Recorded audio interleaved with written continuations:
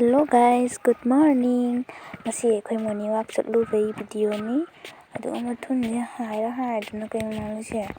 Fajar sare haiduna sonadi mathun do morok ta. Aduga akhoi sig swaim phang sigani ba. Yubi phangi do.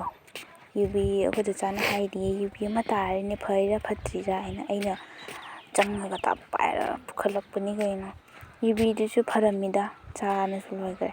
Aduga bazana mina chonjana ka thamamadi kaina inaro iramo yengarangdi bazar numitnina adu da hawi iramani bazana haidi mina chonjan thuma masu sumai to ana amga ta iye mina chonjan thuma masu sumai to kokpani to bani adu haira jatpai morning walk laga kwa khun lei gare kwa huran gare. Good morning. Morning walk sappada se zubi ama phange. Thoibana khumjana kaim uju ude. Ure. Zubi ama su me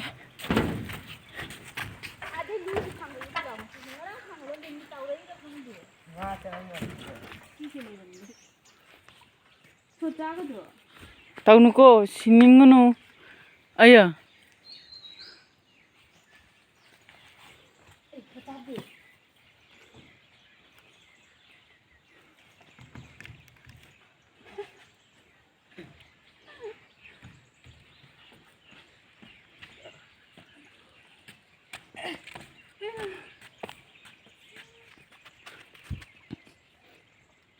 masih ke ubang deh. कोई programme तो miss होई दोरी जो भी पाई ना miss वाल तो मैं तो गई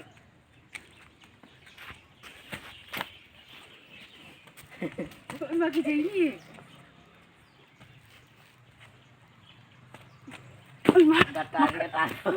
ओए कता जे उड़ा के किसी गोर को माऊ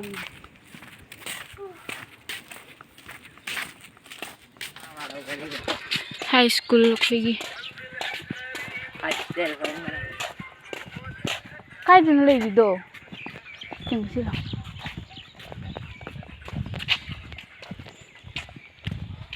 Canteen na tro. Kai dia. Maray nang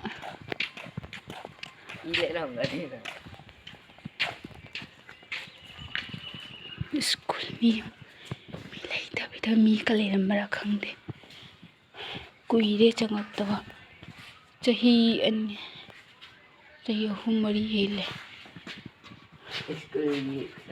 phaja thoka hana de khoi sige tamami ni hujikti moi asi tam ano basa ga de khoi thokhi bade khoi di sige tamami khoi di sige marai ba thira ba अखोई तम तम ददी सिगानी सिगा थोगामी photo shoot तौनारी सिगा इमा सुमजिन फुगी ए class ती अनि खतनी ना हक चाबी school नंग स्कूल चावरी ना नंग कनो क्लास क्या खलगी स्कूल शांत के न लई क्लास अनि खतनी 9 10 तन ने दे लेते या सिगा सुब जांग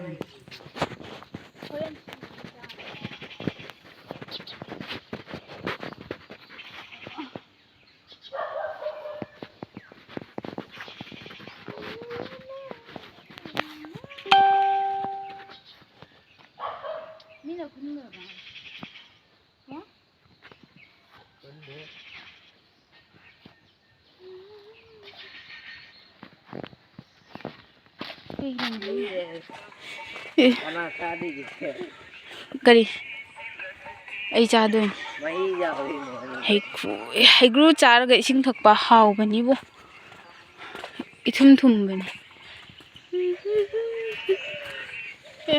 सी हेनो पामी से अखोई पीइंगाय ददी मचा तेनवा अखोई तेनवा असी सी पामी से हजिक्ति मोय कक हानदी hana sise charong palamini hay adudu tenawani tenawa haino sarong amuk tadare umjalli akhoi amuk tadum nungsit khara bu sila ba chilak tro bani si khun bai ya pabon kya ngauram ni hujikti hujikti haino ba cha phangre ko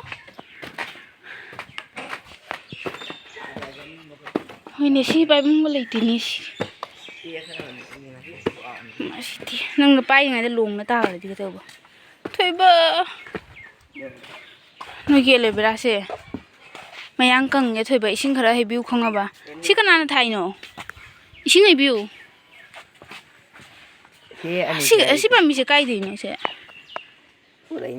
roi toi da lei bani ko le kada pai na jing mo se kang nga ba ji si mayang ka si yong si se kang nga ba ya pai na jing mo da si mayang kang se udo akhoi gi do dup dup law na phaja du si nuksa thole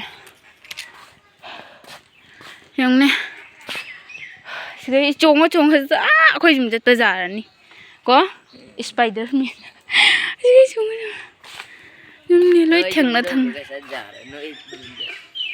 jani chat pa mi gi jum da di ka kan sa jani noi jum jar ko noi jum ta ka jar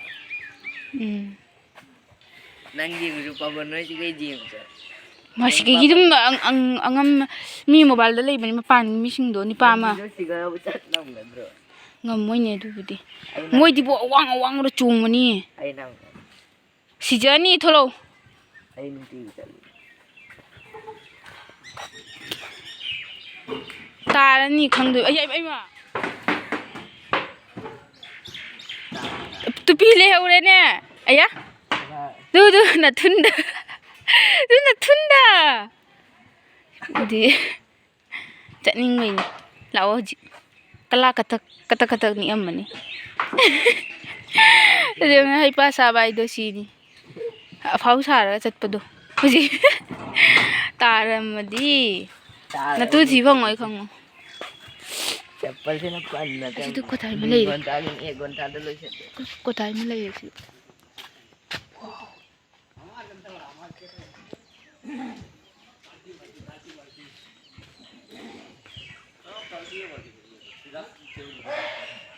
taja ni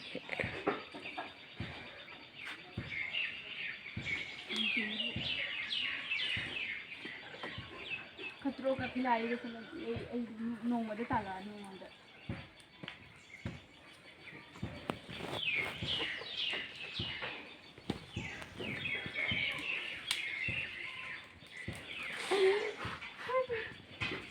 Onde khatro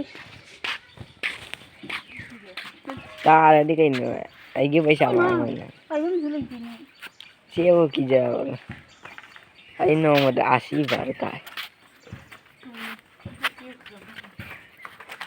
pan juga asina de kumda la ai se da photo yam na khoi le gai ji hui na jung ko ki mari manga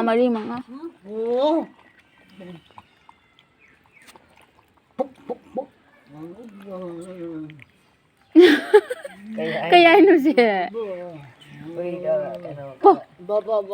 ba tin ko o moi hui ma cha po ido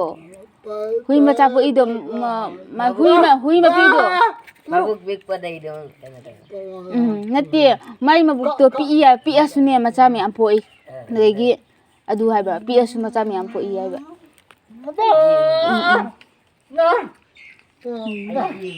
mga taruk ni ai ani si yang ni sana si yang ma ko ngam mai suma thau da ani si yang ni ngoi ba inter ni khan ai ga du ai ma ko da mai ma thau da lek na je kha jan ngare ai ge ma ko je trom ma ne macha khoi macha gi ising khatak se Sandala. Ikai thabi.